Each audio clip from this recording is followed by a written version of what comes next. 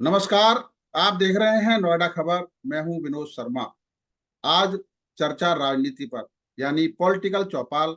और आज हमारे साथ जुड़े हैं समाजवादी पार्टी के राष्ट्रीय प्रवक्ता राजकुमार भाटी जी।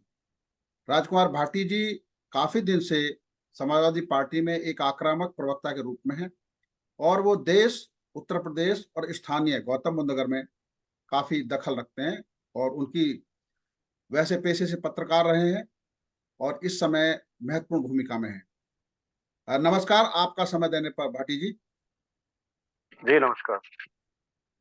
2014 के चुनाव में जिस तरीके से भाजपा ने आक्रामक बढ़त ली, उसके बाद 2019 में दोबारा बढ़त ली और 2024 का चुनाव अब सामने है। तो 2024 के चुनाव के समय जो इंडिया गठबंधन बना है राष्ट्रीय स्तर पर, वो जैसे बना था उस समय और आज जिस स्थिति में पहुंचा है, तो कैसे आप कह सकते हैं कि 400 पार का आंकड़ा जो वो दावा कर रहे हैं, वो उनका पूरा नहीं होगा और इंडिया गठबंधन उस स्थिति में नहीं पहुंच पाएगा जहां वो मोदी सरकार को हरा सके। पहली बात तो जो भारतीय जनता पार्टी का और एनडीए का 400 पार का नारा है, अब की बार जी 400 पार, जी। ये इतना खोखला है कि जो नारा देते हैं उन्हें खुद विश्वास नहीं है इसके ऊपर। ना हम्म। तो मोदी जी को विश्वास है, ना अमित शाह को विश्वास है। वो अच्छी तरह जानते हैं जी। उनका उनका जो प्रयास है वो हम्म। 272 तक पहुंचने का है। इससे हम्म। ज्यादा उम्मीद वे भी नहीं कर रहे। हम्म। दूसरी बात, मैं आपकी इस बात से सहमत हूं कि इंडिया गठबंधन में कुछ दिक्कतें हुई। जिस जोश खरोश के साथ और जिस माहौल में इंडिया गठबंधन का जो एक तैयारी हुई थी, जो शुरुआत हुई थी, घोषणा हुई थी, हाँ। उसमें कई स्तर पर डेंट पड़ते चले गए। हम्म। लेकिन इस डेंट के पीछे बहुत ईमानदार जवाब दे रहा हूं, बिल्कुल राजनीतिक या कूटनीतिक जवाब ना देकर, जी जी। बिल्कुल जो जो सजग पत्रकार हैं और जो निष्पक्ष विश्लेषक हैं, जी। वो भी इस बात से सहमत होंगे और वो समझ रहे हैं कि हम्म। इसके पीछे सत्ता का दुरुपयोग है, बहुत बड़ा षड्यंत्र है। हम्म। किसी को लालच दे के तोड़ा गया है, किसी को डरा के तोड़ा गया है, हम्म। किसी को ईडी का, सीबीआई का, इनकम टैक्स का डर दिखा के तोड़ा गया है, हम्म। मुकदमों का, जेल का डर दिखा के तोड़ा गया है। हम्म। किसी को पद का लालच दे के आपको सुरक्षा दे देंगे, आपको हम्म। मंत्री बना देंगे, या हम्म। धन तक देकर भी तोड़ा गया है। हम्म। अब जो चीजें इलेक्टोरल बॉन्ड में खुल के सामने आ रही, मैं एक हम्म। बात और इसमें जोड़ दूं शर्मा जी, जी जी। कि देखिए, जब भी चुनाव होते हैं, सब पार्टियां और सब गठबंधन हम्म। सुनहरे सपने जनता को दिखा के सामने आते हैं, अच्छे अच्छे घोषणा पत्र लेके आते हैं कि हम ये करेंगे, ये करेंगे, ये करेंगे। हम्म। जनता उस पर विश्वास करके एक एक पार्टी को चुन लेती है। हम्म। लेकिन कई बार ऐसा होता है कि सत्तारूढ़ में, सत्ता में रहते हुए पार्टी इतनी बड़ी गलती कर देती है, कुछ गलती पे ही अगली बार उनकी सरकारें ध्वस्त हो जाती हैं। जैसा हम्म। कि 1977 में इंदिरा गांधी के और कांग्रेस के साथ हुआ। हम्म। 1900, उससे पहले 1967 में भी उन्हें नुकसान हुआ था। फिर हम्म। 1989 में राजीव गांधी के साथ हुआ। और हम्म। 2009 में कांग्रेस के, 2014 में कांग्रेस के साथ, मनमोहन हम्म। सिंह सरकार के साथ हुआ, क्योंकि उस समय इनके कई घपले घोटाले खुले। हम्म। और इनके मंत्री इतने अहंकारी हो गए थे कि जब मीडिया सवाल पूछता था तो अहंकार पूर्ण जवाब देते थे। हम्म। लेकिन मैं ये मानता हूं कि इस सरकार में, वर्तमान सरकार में, 2019 से आज तक हम्म। 10 ऐसे बड़े बड़े मसले खुले हैं जिनके एक मसले के ऊपर सरकार गिर जानी चाहिए।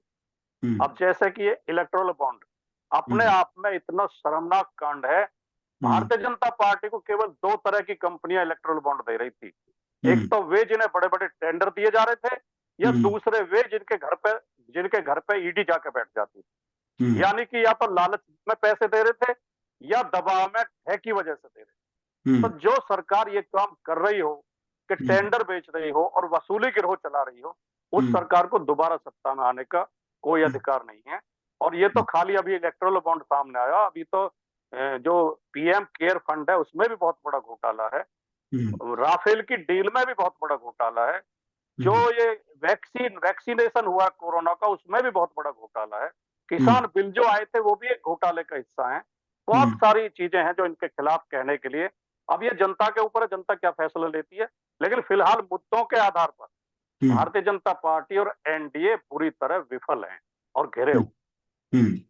अच्छा, अगर हम देश में ऊपर से लेके, कश्मीर से लेके नीचे तमिलनाडु केरला तक देखें, तो राजनीतिक समीकरण क्या कहते हैं कि क्या 400 पार ये सत्ताधारी पार्टी ले पाएगी, या विपक्ष में कुछ दल ऐसे हैं जिनकी पावर इतनी ज्यादा है कि वो भारी पड़ेंगे भाजपा एनडीए गठबंधन पर? नहीं, आपने बहुत सुंदर सवाल पूछा है और एक एक अच्छे पत्रकार के दृष्टिकोण से पूछा। पत्रकार को या समीक्षक को समीक्षा इसी तरह करनी चाहिए कि जी स्टेट वाइज देखें कि किस किस स्टेट में एनडीए की सीटें घट रही हैं और किस किस स्टेट में बढ़ रही हैं, तब हम इस नारे के खोखलेपन पर जा पाएंगे। जी। अब आप देखें, ईमानदारी से आप विश्लेषण करेंगे कि साउथ में एनडीए की बढ़त का कोई हमें आसार दिखाई नहीं देते। हम्म। उत्तर भारत में अगर हम ज्यादा, जिसे हिंदी पट्टी कहते हैं, हम्म। हिंदी पट्टी में जो 2019 के इनकी सीटें थी वो चरम था। उससे आगे कोई पार्टी नहीं जा सकती, संभावना नहीं है, अगर हम्म। लोकतंत्र है और ईमानदारी से चुनाव हो।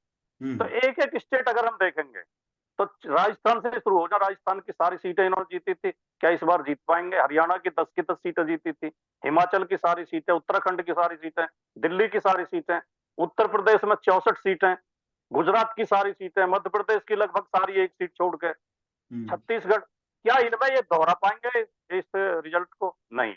ना महाराष्ट्र में दोहरा पाएंगे, महाराष्ट्र में इनकी हालत बहुत खराब है, बिहार में इनकी हालत बहुत खराब है। तो ये कौन से स्टेट में इनकी सीटें बढ़ रही हैं तो ये 400 पार का फर्जी नारा दे रहे हैं, जबकि इनकी सीटें घट रही हैं। हम्म। केजरीवाल को जेल भेजे जाने के बाद दिल्ली, हरियाणा और पंजाब में भारतीय जनता पार्टी को भारी नुकसान, कम से कम 3 स्टेट में तो ये इनकी 17 और लगभग 20 के करीब सीटें तो इन 3 स्टेट में इनकी घट जाएंगी, आप हम्म। ये देखिए। हम्म। और इसी तरह जो झारखंड के मुख्यमंत्री को जेल भेजा है, हम्म। उसी तरह जिस तरह से महाराष्ट्र में विधायकों को डरा के और खरीद के सरकार गिराई और तोड़ फोड़ की और 2 पार्टियां तोड़ी, हम्म। बिहार में जो इन्होंने नीतीश कुमार ने जो धोखाधड़ी की है उससे भी जनता में रिएक्शन है। तो हम्म। इनकी सीटें कहीं बढ़ती नजर नहीं आती। और हम्म। मैं एक राजनीतिक व्यक्ति होने के साथ साथ एक पत्रकार या समीक्षक के दृष्टिकोण से भी ये बात कह रहा हूं कि मैं ज्यादा लाग लपेट न करके, ज्यादा मिर्च मसाला न लगा के एक ईमानदारी का विश्लेषण कर रहा हूँ कि हम्म। इनकी सीटें बढ़ती हुई दिखाई नहीं दे रही। हम्म। तो आपने जो मुद्दे गिनाए, क्या वही मुद्दे लेके इंडिया गठबंधन चलेगा, या कुछ और मुद्दे भी हैं जो जनता के सामने जा रहे हैं? क्योंकि क्षेत्रीय भी अब होते तो हैं, देखिए, राष्ट्रीय भी होते हैं। सबसे बड़ा मुद्दा तो ये है कि जो बिना समझाए भी जनता की समझ में आना चाहिए कि 2014 में माननीय मोदी जी ने जो जो वादे देश से किए थे, क्या हम्म। उनमें से कोई पूरा हुआ? मैं हम्म। याद दिलाता हूँ कुछ वादे। जी। काला धन लेके आएंगे, काला धन जिनका है उनकी सूची जारी करेंगे। हम्म। काला धन स्विस बैंकों में 3 गुना हो गया, 3 गुना हम्म। बढ़ गया। किसी हम्म। एक आदमी का नाम पता है? राजनीतिक भ्रष्टाचार खत्म करेंगे, चुनावी चंदे में पारदर्शिता लाएंगे। हम्म। ये इलेक्टोरल बॉन्ड लेकर आए जिसे सुप्रीम कोर्ट ने अवैध घोषित कर दिया, असंवैधानिक घोषित कर दिया, हम्म। और जिसमें रोजाना इनकी पोल पट्टी खुल रही है। हम्म। किसानों की आमदनी दुगनी करेंगे, किसानों की और ज्यादा दुर्गति होती जा रही है। 2 करोड़ रोजगार हर साल देंगे, रोजगार मिला नहीं, रोजगार छीने हैं। हम्म। पेट्रोल 35 रुपए लीटर बेचेंगे, यानी सस्ता करेंगे पेट्रोल डीजल। पेट्रोल डीजल लगातार बढ़े। हम्म। ऐसी आर्थिक नीतियां लाएंगे कि रुपए की कीमत डॉलर के बराबर हो जाएगी। हम्म। आज डॉलर सर्वोच्च स्तर पर है, रुपया निम्न स्तर पर है, 83 रुपए का $1 हो गया है। तो ये हर मामले में विफल हुए। चाहे ये राष्ट्रवाद की बात करते हैं, देश की सीमाएं असुरक्षित हुई, हम्म। सारे पड़ोसी देशों से हमारे संबंध खराब हुए हैं। जो हमारे मित्र थे, जो हमारे खेमे में थे, वो भी हमसे विरोध में जा रहे हैं।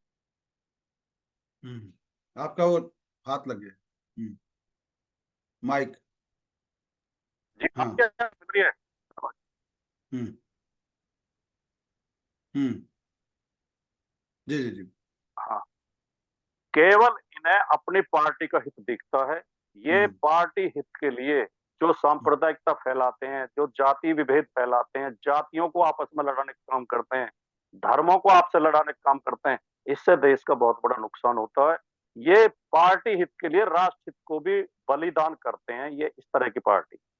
हम्म। एक जो बात आपने कही कि इलेक्ट्रल बॉन्ड बहुत बड़ा घोटाला है, लेकिन रोक लगने के बाद क्या इलेक्ट्रल बॉन्ड का कोई ऑप्शन भी है जो चुनावों में पारदर्शिता की व्यवस्था लाए, और सभी राजनीतिक दलों को उसमें हिस्सेदारी मिले, आपकी नजर में? जी हाँ, इसकी जो जो डॉक्टर मनमोहन सिंह ने एक योजना लागू की थी, जो उनके दीवार सिस्टम है, वो बेस्ट सिस्टम हो सकता है। उन्होंने हम्म। बनाया था इलेक्टोरल ट्रस्ट। हम्म। और ये मैं पढ़ रहा था कहीं अखबार में, किसी देश में, एक दो देशों में ये शायद अमेरिका में, यूरोप के किसी देश में, दो देशों में, तीन देशों में ये होता है कि जिन जिन कारपोरेट को चंदा देना है वो ट्रस्ट को चंदा देते हैं। एक ट्रस्ट बनाया जाए, इलेक्टोरल ट्रस्ट, वो है अभी भी अस्तित्व में है, उसके द्वारा भी कुछ पैसा मिला है पार्टियों को, वो खत्म नहीं हुआ है वो सिस्टम। वो एक बेस्ट सिस्टम हो सकता है कि कैश ना दिया जाए, केवल चेक से या उससे जो है बैंक के द्वारा ही ट्रांसफर किया जाए, इलेक्टोरल ट्रस्ट में पैसा दिया जाए। इलेक्टोरल ट्रस्ट पार्टियों की हैसियत के अनुसार, उनके उनके जनाधार के अनुसार उनको वो बांटे। दो काम हमें करने पड़ेंगे, सरकार को करने पड़ेंगे। एक तो चुनावी खर्च को कम से कम करना पड़ेगा। बिल्कुल। चुनावी खर्च ज्यादा होने से जो हमारे संविधान के प्रेम्बल में जो लिखा है, राजनीतिक, सामाजिक, आर्थिक न्याय, ये आर्थिक न्याय और राजनीतिक न्याय खत्म होता है इससे, और सामाजिक न्याय भी खत्म होता है, क्योंकि केवल पैसे वाले लोग चुनाव लड़ पाते हैं। तो ना तो इसमें आर्थिक न्याय मिल पाता है, ना राजनीतिक न्याय मिल पाता है। हर आदमी को वोट डालने का अधिकार तो है, लेकिन जब 50-50 करोड़ चुनाव में खर्च हो रहे हो, तो हर आदमी चुनाव लड़ने की हिम्मत जुटा सकता है क्या? केवल वो चुनाव लड़ सकते हैं जिनके पास 2 नंबर का पैसा है, काला धन है। तो एक तो हमें चुनाव खर्च कम से कम करना पड़ेगा।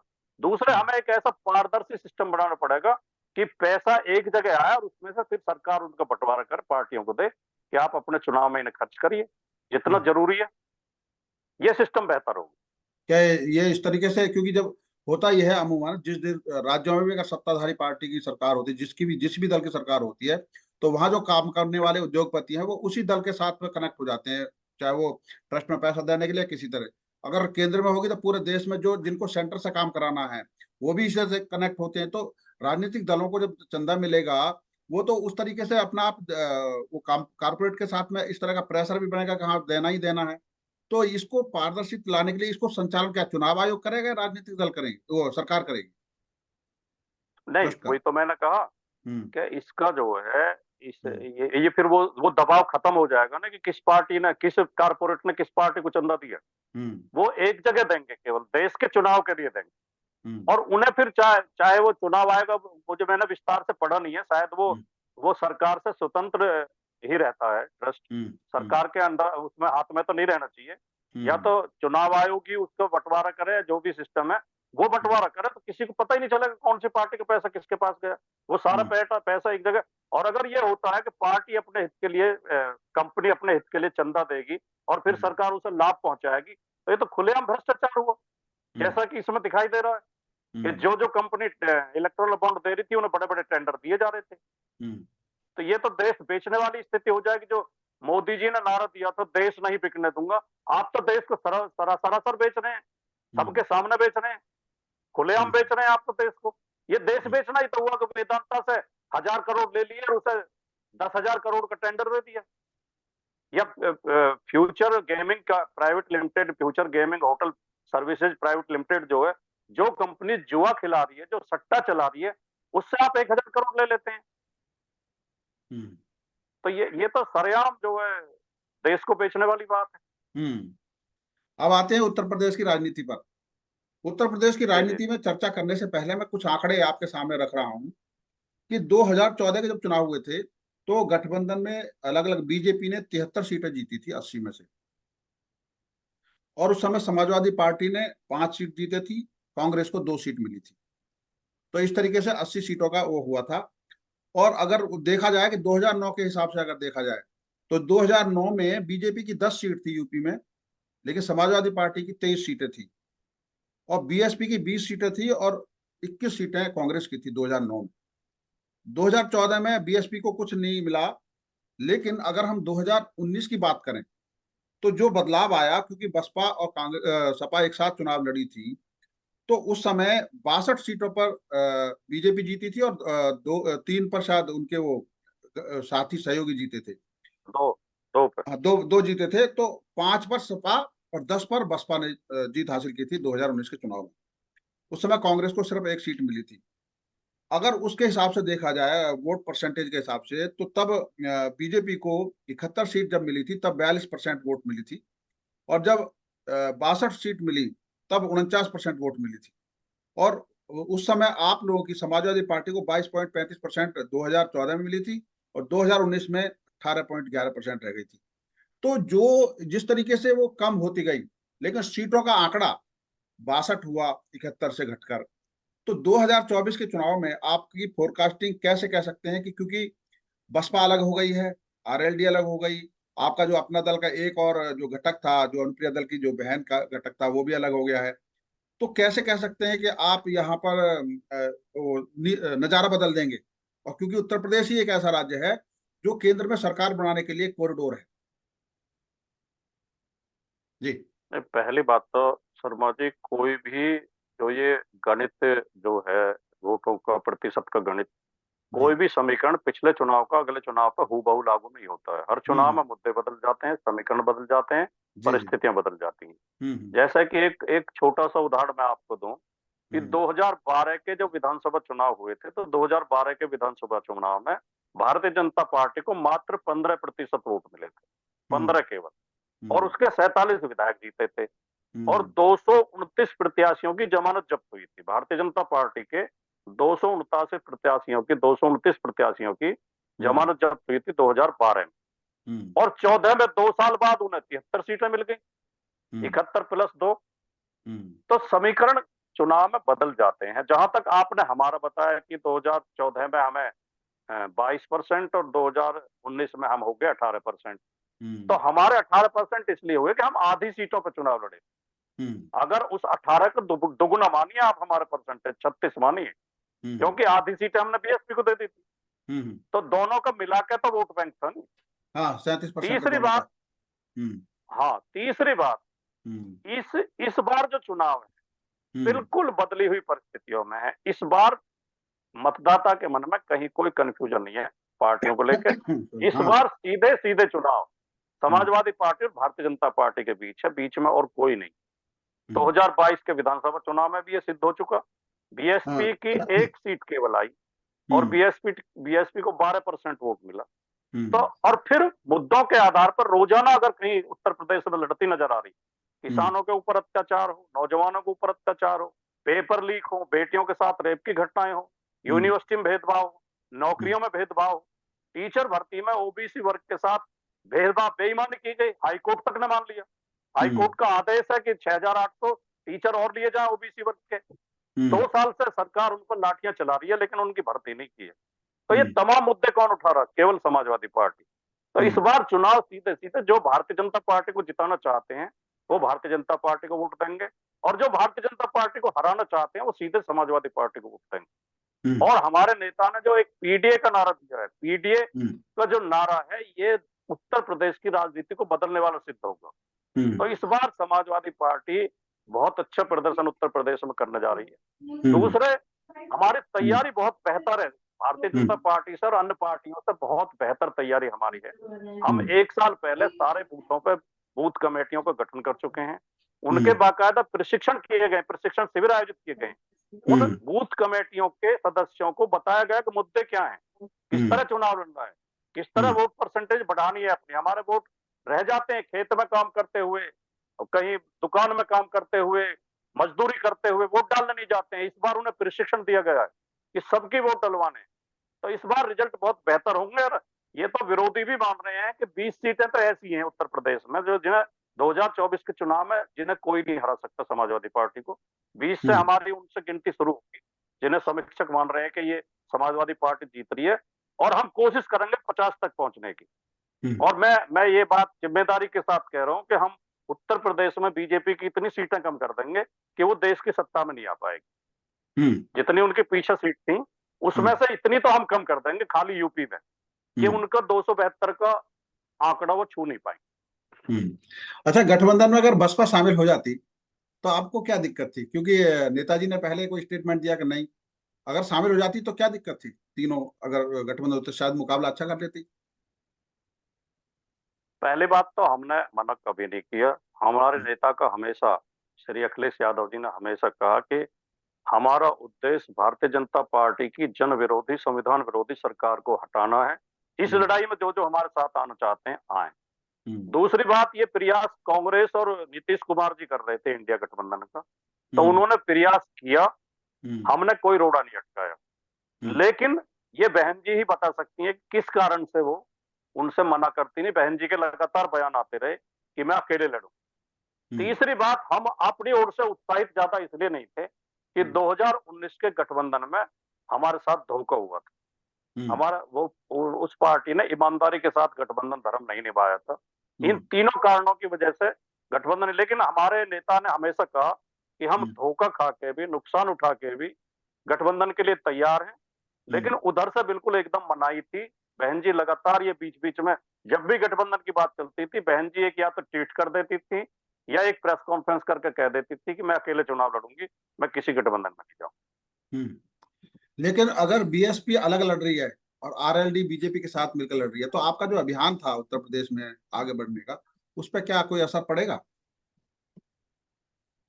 देखिए, जब साफ साफ ये दिखाई दे रहा हो कि कौन किसके लिए खेल रहा है, तो फिर मतदाता ज्यादा भ्रमित रहता नहीं है। इसका नुकसान होने के बजाय हमें लाभ होगा। आप देखना, आरएलडी को भी नुकसान होगा और बीएसपी को भी नुकसान होगा, गठबंधन से बाहर जाने का, और नीतीश कुमार को भी नुकसान होगा। इस समय जो माहौल है, उस माहौल में जो जो धोखा करके, ये धोखा पार्टियों के साथ नहीं हुआ, ये जनता के साथ हुआ। जनता की भावना के अनुसार जो गठबंधन बन रहा था, उसमें जो जो धोखा करके भागे हैं, उन धोखेबाजों का नुकसान इस चुनाव में होगा। जनता उन्हें सबक सिखाएगी। आरएलडी का तो राजनीति खत्म हो जाएगी इस चुनाव के बाद। जैसे भारतीय जनता पार्टी ने दुष्यंत चौटाला को बर्फ से लगा दिया हरियाणा में, इसी तरह भारतीय जनता पार्टी जयंत चौधरी को भी बर्फ से लगा देगी। समाजवादी पार्टी जयंत चौधरी को नेता बना रही थी। समाजवादी पार्टी के विधायकों से की वोट दिलवा के उन्हें राज्यसभा में भेजा गया। उनके 9 विधायक जीत के आए, उन्हें हमने 23 टिकट दिए, 23 सीटें दी। अब हम उन्हें 7 सीट दे रहे थे लोकसभा चुनाव में, अब 2 सीट पे वो चुनाव लड़ रहे हैं। जो 7 स्टार पार्टी थी वो 2 स्टार रह गई, और ये चुनाव के बाद 0 स्टार हो जाएगी। आप देखना, मेरी भविष्यवाणी को आप याद रखना। भारतीय जनता पार्टी चाहती नहीं कि इस तरह की क्षेत्रीय पार्टियां उभरें और क्षेत्रीय नेता पैदा हों। ये पार्टी, इनका नारा रहता है one nation one election one party. ये चाहती है एक पार्टी का एक छत्र राज हो, बाकी पार्टियां तुम्हारे अंदर समाहित हो जाएं। तो इन्हें फायदा नहीं होगा, इन्हें नुकसान होगा। आपने पल्लवी पटेल और चंद्रशेखर को भी जोड़ा था अपने साथ, और इस समय वो कहाँ हैं? क्या उनका प्रभाव कम हो गया है या उनके कोई पार्टी से अलग मतभेद है? क्योंकि ना तो वो उधर जा रहे ना इधर जा रहे। क्या नुकसान नहीं पहुंचाएंगे वो? दोनों दोनों अच्छे नेता हैं, बढ़िया हैं, और दोनों को समाजवादी पार्टी ने साथ लिया था। पल्लवी पटेल समाजवादी पार्टी के टिकट पर विधायक जीत के आई और उत्तर प्रदेश के उप मुख्यमंत्री को हरा के आई। अब वो किस वजह से उनके सुर बदले हुए, ये तो वही बता सकती है। समाजवादी पार्टी ने तो कोई धोखा उनके साथ किया नहीं। अब जहां तक चंद्रशेखर का सवाल है, चंद्रशेखर को भी ये ऑफर दी गई थी कि वो समाजवादी पार्टी के टिकट पर नगीना से चुनाव लड़ें। वो कह रहे हैं कि मैं अपनी पार्टी के सिंबल पर 3 टिकट चाहिए मुझे। तो उस मतभेद में जो, अब देखिए, तो चुनाव तय करेगा कि वो कितनी सीट लायक है और कितने वोट लेके आते हैं। लेकिन हम दोनों का सम्मान करते हैं। दोनों अच्छे नेता हैं, मुद्दों के आधार पर बोलते हैं, मुद्दों के आधार पर लड़ रहे हैं। लेकिन चुनाव में, गठबंधन में वो समाहित नहीं हो पाए, इसके अनेक कारण। अच्छा, आपने अभी, जैसे भारतीय जनता पार्टी दावा करती है कि उत्तर प्रदेश में विकास में हमने कानून व्यवस्था की स्थिति को ठीक किया, राम मंदिर बना, जो आध्यात्मिक एक सर्किट पर्यटन है, जिस तरीके से वो पॉलिटिक्स का एक नया डेवलपमेंट का, इन तीनों चीजों को लेकर चल रहे हैं, आप लोग कैसे मुकाबला करेंगे? नहीं, मुकाबले लायक तो कोई चुनौती उनकी ओर से है ही नहीं। कानून व्यवस्था का जहां तक प्रश्न है, अगर खाली एनसीआरबी के आंकड़े उठा के देख लें तो बहुत डरावने हैं, बहुत भयावह आंकड़े हैं। उत्तर प्रदेश में 21 हत्याएं और 10 रेप रोजाना हो रहे हैं, एनसीआरबी के आंकड़े के अनुसार। अखबार उठा के देख लें आप, एनसीआरबी पे किसी दिन का आप अखबार उठा लें, किसी दिन का अखबार ऐसा नहीं होगा जिसमें रेप की खबर न छपी हो, जिसमें हत्या की खबर न छपी हो, डकैती की खबर न छपी हो। और एक खबर और मिलेगी आपको, या तो किसी न किसी की पुलिस हिरासत में मौत हुई होगी, या किसी ने पुलिस की कार्रवाई से असंतुष्ट होकर आत्महत्या कर ली होगी। ये खबर भी आपको हर दिन के अखबार में मिलेगी। और एक खबर और मिलेगी कि उत्तर प्रदेश के किसी न किसी हिस्से में रोजाना, मेरा दावा है, किसी आवारा जानवर के हमले से किसी की मौत हुई होगी। कहीं बंदर की वजह से, कहीं कुत्ते की वजह से, कहीं सांड की वजह से। इस सरकार ने ऐसे हालत उत्तर प्रदेश के कर दिए हैं कि आदमी कहीं सुरक्षित नहीं है, ना सड़क पे सुरक्षित है, ना घर में सुरक्षित है, ना खेत में सुरक्षित है, ना सफर में सुरक्षित है। यूनिवर्सिटियों में रेप की घटनाएं हो रही, यूनिवर्सिटी में गैंग रेप हो रहे हैं। कानपुर में ईंट भट्टे पे 2 चचेरी बहनों के साथ रेप हुआ। 1 सप्ताह बाद उन्होंने फांसी लगा के आत्महत्या कर ली, क्योंकि वो पुलिस कार्रवाई से संतुष्ट नहीं। फिर उनके पिता के ऊपर दबाव बना गया कि मुकदमा वापस लो। उस दबाव में उनके पिता ने भी आत्महत्या कर ली। ऐसी घटनाओं की जिम्मेदारी किसके कंधे पर आएगी? उत्तर प्रदेश के मुख्यमंत्री को शर्म आती है, नहीं आती, कि उनके शासन में पुलिस कार्रवाई से असंतुष्ट होकर लोग आत्महत्या कर रहे हैं। आपने वो घटना भी सुनी होगी कि एक टीचर के साथ पुलिस का सिपाही एग्जाम की कॉपियां लेके आ रहे थे मुजफ्फरनगर में, उस सिपाही ने उसे गोलियों से भून दिया टीचर को। उत्तर प्रदेश हिरासत में मौतों के मामले में नंबर 1 पे पहुंच गया पूरे देश में। पुलिस थानों में लोगों को टॉर्चर किया जा रहा है, लोगों को पकड़ पकड़ के उनके पैरों में गोली मारी जा रही है। या तो 5 लाख रुपए दो तो जेल भेज देंगे बिना गोली मारे, और 5 लाख रुपए नहीं दिए तो पैर में गोली मार कर जेल भेजेंगे। क्या इसे किसी भी दृष्टिकोण से कानून का राज कहा जा सकता है? बहुत बुरे हालात उत्तर प्रदेश के हैं। ये केवल झूठ बोलते हैं, और मीडिया का एक हिस्सा इनका अंध समर्थक है, उसे खरीदा हुआ इन्होंने, वो असली मुद्दों से लोगों का ध्यान भटकाने के लिए। जब कहीं कोई बड़ी घटना ऐसी होगी जिस पर सरकार घिर सकती हो, तो उस दिन सनातन का और हिंदुत्व का मुद्दा उठा देंगे, उसी पे डिबेट करेंगे पूरे दिन कि सनातन को गाली दे दी, सनातन को गाली दे दी। कोई क्यों किसी धर्म को गाली देगा, कोई क्यों किसी धर्म का विरोध करेगा, क्यों किसी जाति का विरोध करेगा। लेकिन ये जो बिका हुआ मीडिया, जिसे गोदी मीडिया कहते हैं, वो असली मुद्दों से लोगों का ध्यान हटाने के लिए इस तरह के फर्जी मुद्दों पर डिबेट करते हैं, और कुछ लोग गुमराह हो भी जाते हैं उनके चक्कर में। अब आते हैं गौतम बुद्ध नगर की राजनीति पर। गौतम बुद्ध नगर जिला बनाया मायावती ने। डेवलपमेंट 2007 में जब हुआ था, तो आज जो बिल्डर बायर्स की समस्या है वो उस दौर की समस्या है। और जो आज हम केजरीवाल पर आरोप लगा रहे हैं कि उन्होंने ये काम करने के लिए वसूली वो चलाया, ये काम तो 2007 से 2012 तक यहाँ भी हुआ था नोएडा में। आपकी 2012 में सरकार बनी थी, उसमें जांच भी हुई थी, लोकायुक्त ने भी जांच की थी, लेकिन जो वसूली करने वाले थे उनके खिलाफ तो कोई कार्रवाई नहीं हुई आपकी 2007 से 2012 की सरकार में। क्या कहेंगे?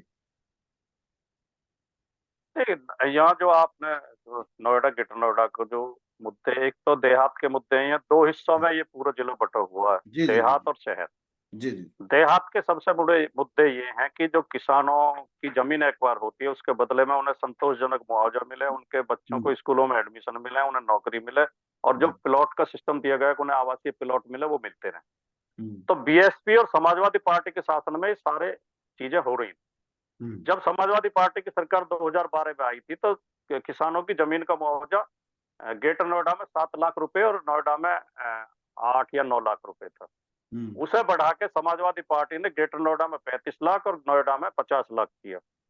प्लॉट भी मिल रहे थे 4% के, आवासीय स्कीम आती थी, उनमें भी 15% का कोटा होता था। लेकिन भारतीय जनता पार्टी की सरकार ने अब 7 साल हो गए, ना तो 1 रुपए मुआवजा बढ़ाया, और वो प्लॉट देने भी बंद कर दिए, वो जो आवासीय स्कीम में आरक्षण था वो भी खत्म कर दिया। तो ग्रामीण देहात के और जो गांवों के लिए डेवलपमेंट के लिए बजट आता था वो भी बंद कर दिया। ये तो भारतीय जनता पार्टी। अब शहरी क्षेत्र में जो सबसे बड़ा मुद्दा है, वो जो इन्हें जो सोसाइटियों में और इनमें प्लॉट मिले थे, बिल्डरों ने जो फ्लैट दिए थे, उनमें से बहुत लोगों को कब्जा नहीं मिला, और जिन्हें कब्जे मिल गए उनकी रजिस्ट्री नहीं हुई है, और उनमें सुविधा का अभाव है। तो ये बहुत बड़ा मुद्दा है। भारतीय जनता पार्टी 2017 में और 2014 में इसी मुद्दे पर जीत के उनके एमपी और एमएलए आए थे, उनके सांसद और विधायक इस मुद्दे पर जीत के आए थे। उन्हें शहरी क्षेत्र का एक तरफा वोट मिला था कि हम आपकी रजिस्ट्री कराएंगे, आपको कब्जा दिलवाएंगे, जो आपकी समस्याएं उन्हें दूर करेंगे। लेकिन 14 से 10 साल हो गए, 10 साल में भारतीय जनता पार्टी उनकी समस्याओं का समाधान नहीं कर पाई। तो ये मैं आपकी बात से सहमत हूं कि जो उस समय सरकार में कुछ गलतियां हुई थी, उनकी जांच भी होनी चाहिए, लेकिन जांच से भी ज्यादा जरूरत इस बात की है कि जो लोग लुटे पिटे बैठे हैं, जिन्होंने जीवन भर की पूंजी अपने फ्लैट खरीदने में लगा दी, उनकी समस्याओं का समाधान भी किया जाए। जो किसानों का मुद्दा है, उनमें जो गांव है पूरे देश में, जो गांवों को उनको संपत्ति का अधिकार एक मिला है, एक इन्होंने पुश्तैनी की एक योजना बनाई है पूरे देश भर में कि उनको एक कागज मिलेगा जिसके आधार पर बैंक से लोन ले सकते हैं। वो योजना नोएडा ग्रेटर नोएडा में नहीं है। दूसरा, प्रधानमंत्री आवास योजना नोएडा ग्रेटर नोएडा में लागू नहीं है। इसके बारे में क्या कहेंगे? देखिए, जो 2000 शायद 15-16 के आसपास वो हुआ था कि हाई कोर्ट को गुमराह करके हम्म। नोएडा ग्रेटर नोएडा के अधिकारियों ने, आईएएस लॉबी ने जुडिशरी को गुमराह करके, जुडिशरी की सेटिंग से उत्तर प्रदेश, यहाँ नोएडा में षड्यंत्र पूर्वक पंचायती राज खत्म करवा दी। पंचायतों के चुनाव बंद हो गए। 2010 में। उसके लिए कुछ लोग हमारे हम्म। हमारे ऊपर भी आरोप लगाते हैं कि सरकार तो आपकी थी, हाँ हाँ। लेकिन हमारी सरकार का उसमें रोल नहीं था, उसमें हाईकोर्ट का आदेश था। हमने उसी समय हम मुख्यमंत्री जी से मिले थे, श्री अखिलेश यादव जी से। हम्म। उन्होंने स्पष्ट कहा था कि मैं सरकार की ओर से वकील खड़े करने को तैयार हूँ, आप हम्म। हाई कोर्ट जाइए और हम इसमें सहयोग करने को तैयार हैं। लेकिन हम्म। थोड़े दिन बाद ही फिर चुनाव शुरू हो गए और वो चीज नहीं हो पाई। तो हम्म। ये सबसे ज्यादा नुकसान तो देहात को इससे हुआ है। हम्म। इसी के कारण ये सारी योजनाएं जो आप हम्म। कह रहे हो, जो घरौनी की योजना है और जो संपत्ति का अधिकार देने की योजना है, या हम्म। जो बहुत सारी योजनाएं ऐसी हैं जिसमें पेंशन, विधवा पेंशन है, जिसमें मकान आवासीय योजना आती है जो सरकार की, वो भी नहीं मिलती नोएडा की नोएडा, हम्म। क्योंकि यहाँ ग्राम पंचायत नहीं हो। ग्राम हम्म। पंचायतों के माध्यम से लगभग 35 योजनाओं का संचालन होता है। उन हम्म। 35 योजनाओं का लाभ नोएडा ग्रेटर नोएडा के ग्रामीणों को नहीं मिल पा रहा है। और हम्म। जो नोएडा ग्रेटर नोएडा ने हाई कोर्ट में दावा किया था कि हमने हम्म। गांव सेक्टर के स्तर के बना दिए हैं, इसलिए पंचायत की जरूरत नहीं है। एक भी गांव इस जिले में ऐसा नहीं है जो सेक्टर जैसी सुविधाएं जिसमें हो। हम्म। गांव नरक बने पड़े हैं। गांव के पानी की लाइन अलग होती है, सेक्टर की अलग, गांव का सीवर अलग, सेक्टर का अलग। गांव की सब तमाम सुविधा, गांव के बच्चों को स्कूल एडमिशन नहीं देते। जो हम्म। अच्छे अच्छे स्कूल इन्होंने बनाए हैं, वो गांव के बच्चों को एडमिशन तक नहीं देते। जो ये उद्योग लग रहे हैं, उनमें गांव के बच्चों को रोजगार नहीं दिया जाता। हम्म। तो ये गांव को नष्ट करने का, उनको उनका बहुत बड़ा नुकसान करने का षड्यंत्र है। ये बहुत चिंता की बात है। इसके लिए समाजवादी पार्टी लड़ रही है और लड़ेगी आगे। आपके पास 1 मिनट का समय है और गौतम बुद्ध लोकसभा क्षेत्र का चुनाव हो रहा है। आपके पार्टी में 2 प्रत्याशियों को लेकर द्वंद्वता है, कैसे दूर होगी? प्रत्याशी का 1-2 दिन में फाइनल हो जाएगा कौन प्रत्याशी लड़ेगा, लेकिन इस बार हम गौतम बुद्ध नगर सीट पर भारतीय जनता पार्टी को कड़ी टक्कर देंगे, बहुत मजबूती के साथ चुनाव लड़ेंगे। हम्म। हमारी बहुत अच्छी तैयारी है और हम्म। मैं पूरी उम्मीद करता हूं कि इस गौतम बुद्ध नगर सीट का रिजल्ट समाजवादी पार्टी के लिए खुशी देने वाला। हम्म। एक चीज और जाते जाते, कि पूरे गौतम बुद्ध नगर लोकसभा क्षेत्र में जो मुकाबला इस समय है, क्योंकि बसपा ने एक पूर्व विधायक को खड़ा किया, राजेंद्र सिंह सोलंकी को, और बीजेपी से 10 साल से एमपी हैं डॉक्टर महेश शर्मा जी। तो आपका प्रत्याशी उस स्थिति में ऐसे मजबूत नजर नहीं आ रहा जो लोग कह रहे हैं। तो क्या आपकी पार्टी के कार्यकर्ताओं के बूते वो आगे बढ़ेंगे? नहीं, पार्टी की तैयारी तो बहुत अच्छी है। पार्टी ने अभी तो, जो बसपा के प्रत्याशी हैं वो तो कहीं दिखाई दिए नहीं, मैंने तो उनका कोई हम्म। कार्यक्रम सुना नहीं मीडिया में या कहीं कोई हुआ। वो हमारे 10 कार्यक्रम हो चुके हैं। हम तो जी। जनता के बीच में है, तैयारी कर रहे हैं।